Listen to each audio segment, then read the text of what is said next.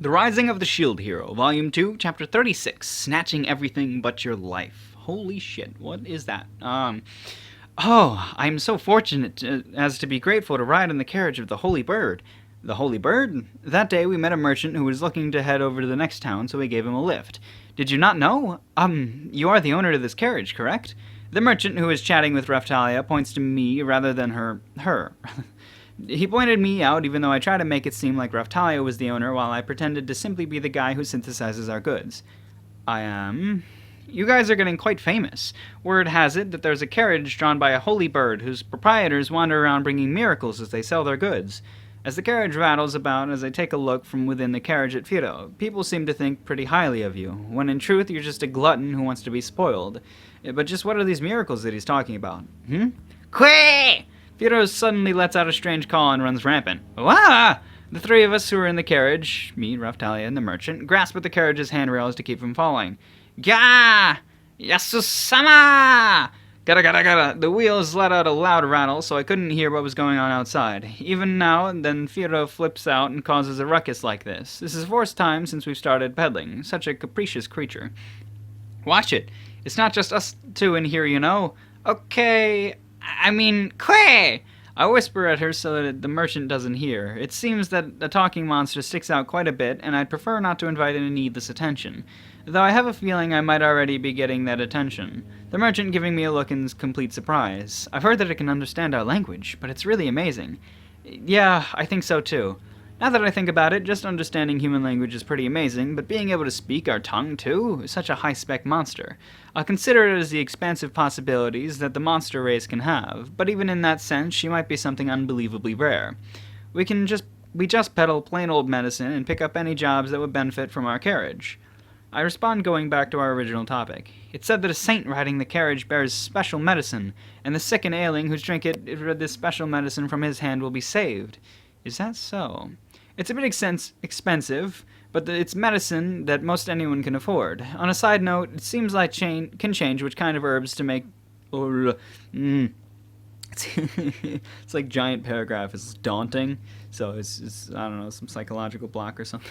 On a side note, it seems I can change which kind of herbs to use to make medicine that would best target specific symptoms.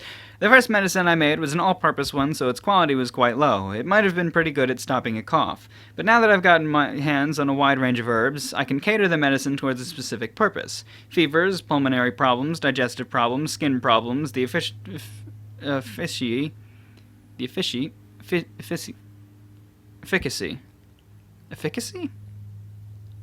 I think that's what that is. I feel like I've heard that before. I don't know. The efficacy of the medicine towards each of these issues depends on the type of herbs I use. I think it's probably efficiency. The efficiency of the medicines? Probably.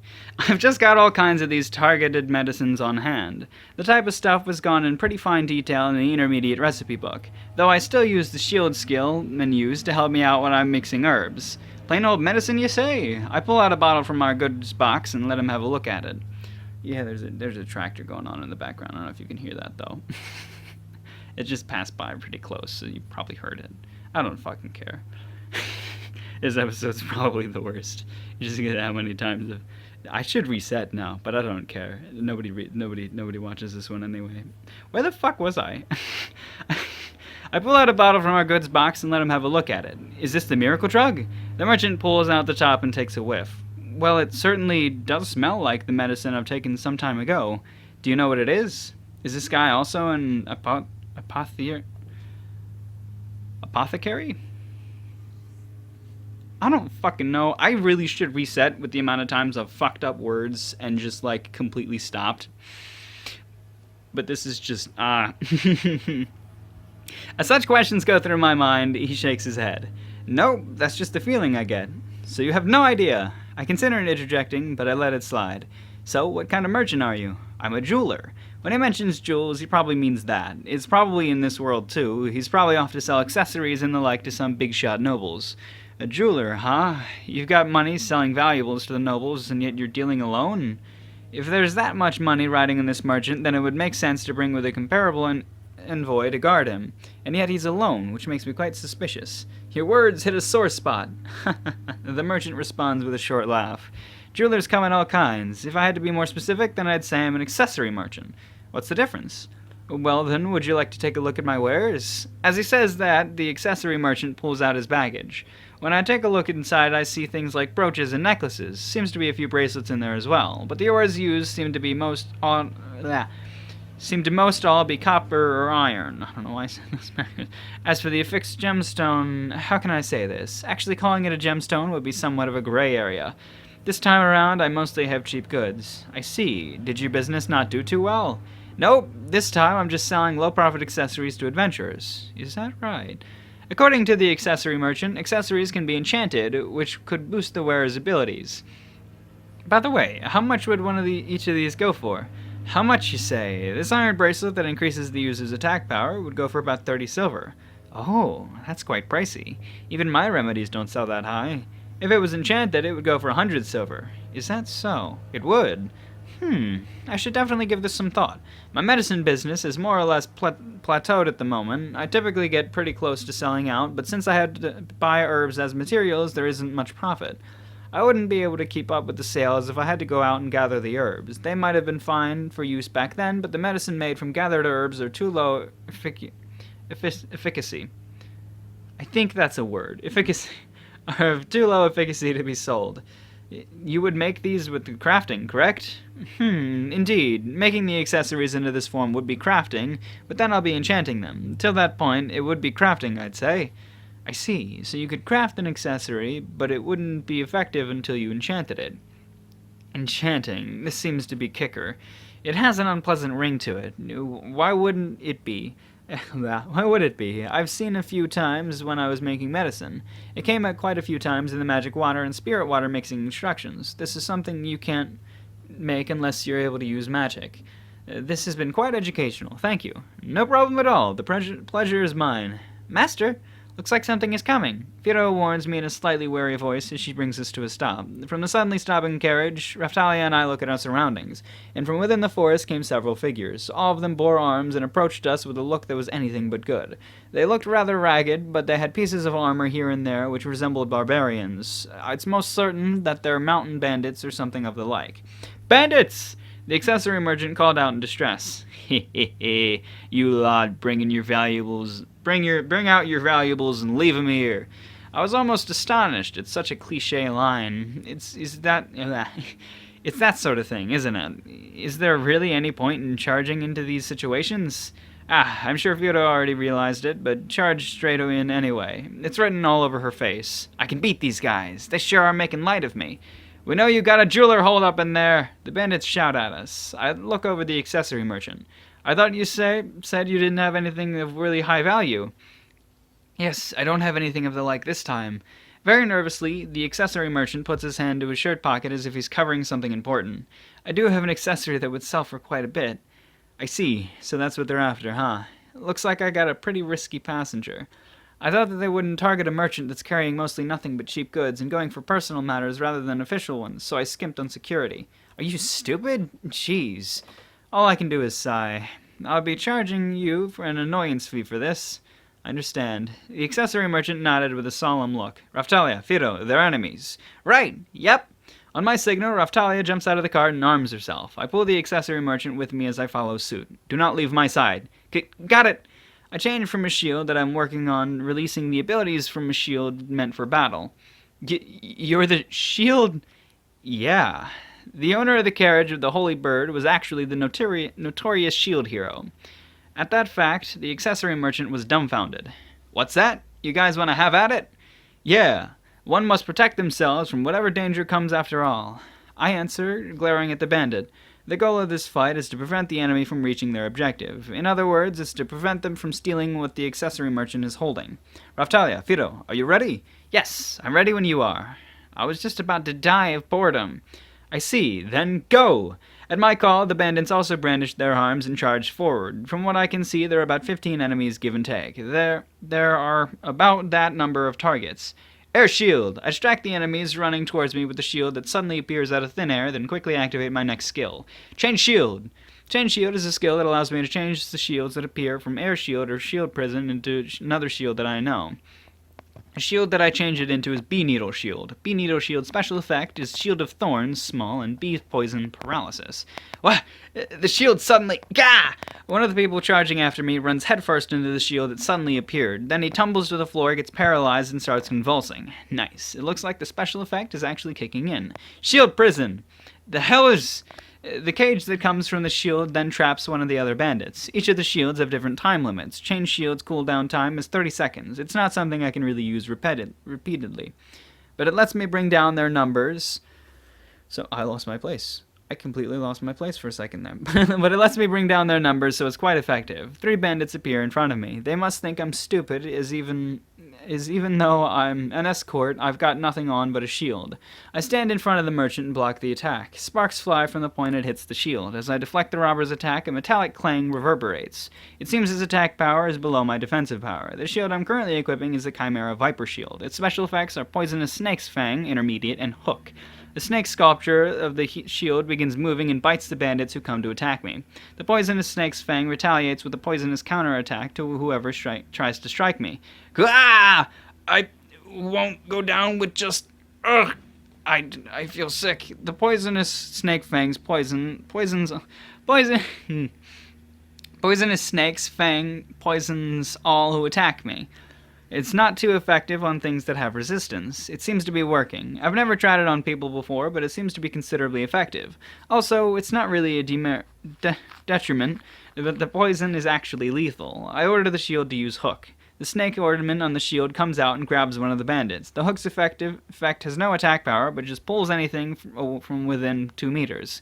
It's pretty useful when trying to climb a cliff. The bandits' movements begin to dull, and a few of them start to fall over. This guy is a shield hero! The bandits start to get a bit spooked. It seems they've realized that they bumped into one of the country's famous heroes. But it's too late for them at this point. With that fear, the bandits quickly affirmed their own disadvantageous position. Raftalia, with sword in hand, takes a swing at the bandit when she spots an opening. His armor protected him from the cut, but with the sheer force from Raftalia's swing, the bandit was flew to the floor, hit his head, and collapses. Firo moves at breakneck speed, kicking one and another with her powerful legs that send the bandits flying. Each time, the bandit flies about 5 meters like Moriyasu did. No, wait, he just flew 20 meters. I'm pretty sure you would die from that? In no time at all, the bandits' numbers dwindled, and those that can remain standing numbered 6. Shit! Retreat! You think I'd let you? I captured the guy who looks to be the leader of the bandits with shield prison. The remaining bandits who try to run are captured by Raftalia, who is riding on Feudo. I'm glad that they were weaker than I thought they'd be, though Raftalia and Feudo sure did quite the work. Now then, I pass my judgment on the tied-up bandits. Maybe I can turn you guys in for some kind of bounty. At times like these, I'm not sure there's money to give for that. Raftalia responds with a troubled face. Do you know? I asked the accessory merchant, but as expected, he shakes his head. Even so, I believe you should turn them in anyway. Is that so? The leader of the bandit troop is looking at me with a flippant smile. I can easily imagine what he's thinking. We were attacked by the shield hero. We were just normal adventurers. Is that what you're thinking? The leader gives an unpleasant scowl. That's right. The officials will probably take our words over yours, you no-good shield hero. Well, I can't rule out that possibility. Just why is my reputation so bad? I think about it now, and I can't really accept it. Thanks to that fucking princess and king, even if I do good deeds, no one would believe I did it. It can't be helped. I'll just kill you all. As they didn't think that I'd fathom that choice, the bandits all instantly turned pale, with one bunch of them... one of them was frantically trying to undo the ropes, but Firo quickly came in and kicked him as he fainted in agony. I guess I can have my dangerous monster here learn how human flesh tastes like. I say that to the bandit troop in a low voice with a hint of duress. Food? Firo says as she stares at the bandit troop drooling. He? I wonder what I'll do. You're the carriage of the Holy Bird, aren't you? You're supposed to bring miracles, and yet you're about to commit murder? It's not like that's a title I made up. One must protect themselves from whatever danger comes, right? I've been taking it up the ass from everyone up until now, but now it's your guys' turn to just give up. Give it up.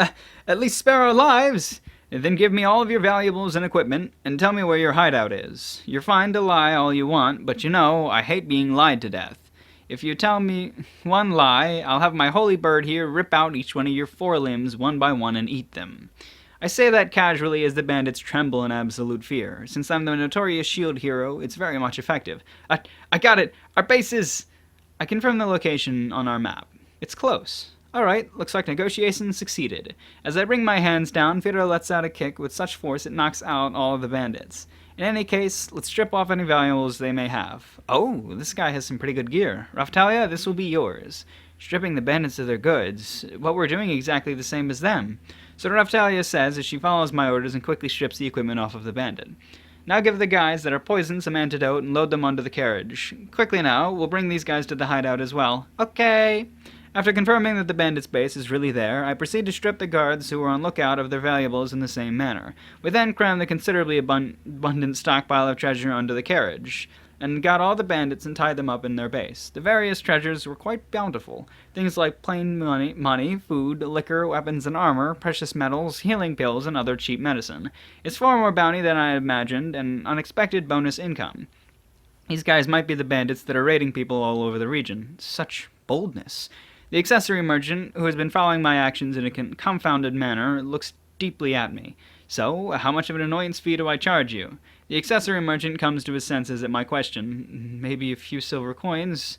I proceed to threaten him. Thanks to you, this whole predicament happened. I didn't put in all this effort just for that much. After negotiations, we agreed to one accessory as proper recompense. That mind's... Oh my god, this chapter is long, isn't it? That mindset to not just take the bandit attack without being something back. I'm deeply moved. Something seems to have sparked inside of him. The accessory merchant has been looking at me with a fire in his eyes. Yeah, he's probably telling the truth. Okay then, I will tell you my secrets in crafting and enchanting as well as the trading routes. Isn't that a bit much? That is way too much compensation, to the point it's making me suspicious. There's a good chance that he's trying to trick me somehow since I took an accessory off of him. Not at all. Greedy merchants such as yourself, who wouldn't take a single hit without some sort of recompense, are becoming a rarity. I'm sure there are countless people who are greedy out there. That's not what I meant. It's how you squeeze every last drop of profit out of someone, not just using them and then disposing of them, but keep going in order to wring out everything they have is just what I'm saying is necessary. Using then disposing, huh? I look over the bandits who I've wrung out everything from.